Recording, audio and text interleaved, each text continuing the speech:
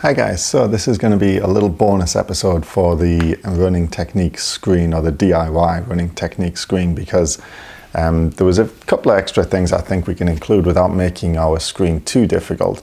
Now this is definitely a little more advanced, so you might want to just do the screen first with the video of yourself looking from the side. If you don't know what I'm talking about, just tune into the last episode. So wherever you see this, whether it's on Facebook, YouTube, or in the podcast player, just go back to the episode prior to this where I'm talking about the DIY running screen. Listen to that first, and then this will make a lot more sense. So what we're going to do now is we're going to look at our technique analyzing from behind. So we've got our camera set up behind us. So again, go back to the last video if you want to know about the setup and what app to use. I don't want to go through it all again now, it'll just be repetitive. So your camera's looking from behind, you've got your 10-second clip, and then we're going to look at mid stance. So what we're going to do is, on our app, scrub through until we get to mid stance. Now mid stance is the place where your knees pass. So just go back and forth a few times until you're pretty sure that your knees are just passing each other, and we call that position mid stance for the gait cycle. And that's the position we're going to freeze on to do our analysis of these two little things we're going to look for. So the first thing we're going to look for is, I call it knock knees, which is a little bit of a, I don't know, it's kind of a mean sounding term, but it's the easiest way to explain it.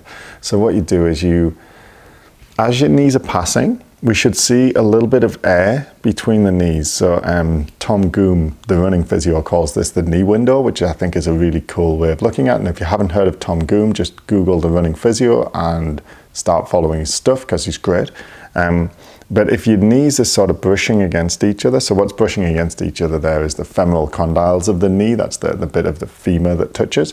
Or if you notice you get rubbing bits on your knees from running, that's what's going on there. Or on if you're running leggings sort of wear on the knees, you've probably got a closed knee window. A closed knee window is not a good thing, so we want to look for that.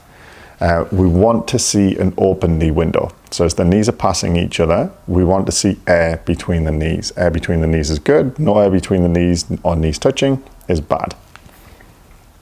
And then the other thing we're going to look for at that same point in the gait cycle, so just as our knees are passing each other, we're going to take our little annotation tool, which is where we can draw lines on the video, and we're just going to draw a line to connect the two bony bits of the hip. So it's your greater trichanter you're looking for. That is, if you put your hand on the side of your leg, it's the bit that sticks out the most. There's a sort of firm bump right on the side of it's kind of beside the hips. It's basically the most outer, I'm sorry, I'm struggling to explain this. If you looked at you from behind and you looked at the hips, it's the bit of the hips that sticks out the most.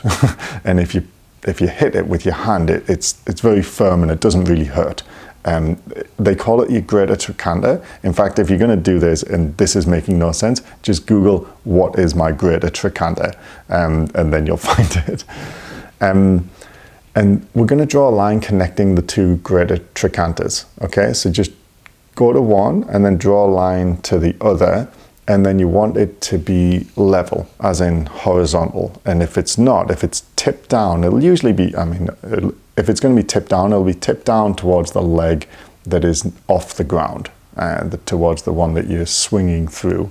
And if it's tipped down that way, I call that a hip drop because it's easy to remember. It's not quite accurate, but what it means is that you're not quite keeping your pelvis level as you're running. So we're going to first look for the open knee window, then we're going to look for the level pelvis, and then we're going to look for a straight spine. So at that same point in mid stance, does it look like your spine is going straight vertical? So you can again get that annotation tool and draw a line right up your spine from your tailbone to your head. And if it looks straight, as in vertical, then you're pretty happy. If it's leaning left or right, then that may potentially be something worth looking at. So these three things aren't as important as the things we went through in the last episode, but they are things to look for. And what we're looking for with the knock knees and the level pelvis is something called dynamic knee valgus. That's when you're not keeping your pelvis level So you're allowing one side to drop and sort of, say you're standing on your right leg and your left side drops and your knees are going to sort of careen into each other because your left side dropped in and hit the other knee. That would close the knee window. The other way you could close the knee window would be if the foot down at the bottom wasn't maintaining sufficient stability and was rolling in a bit, it would collapse the tibia, which is your shin bone, medially, which means inwards towards the other leg, and that would hit the knee off the other knee. And then the other way you could have the knees touch would be if the hip on the right leg, say we're analysing the right leg, if your hip allows if the muscles of your hips, so your glute muscles, allow your femur to careen inwards, that would allow the knees to touch. So these are the things we're looking for with the knee window, the pelvic level. And the spine, we're looking for a compensation. So if the pelvis is not level, you might see that the spine is leaning over to one side. Or you might see if it's not level, in order to keep you straight, it's sort of compensating.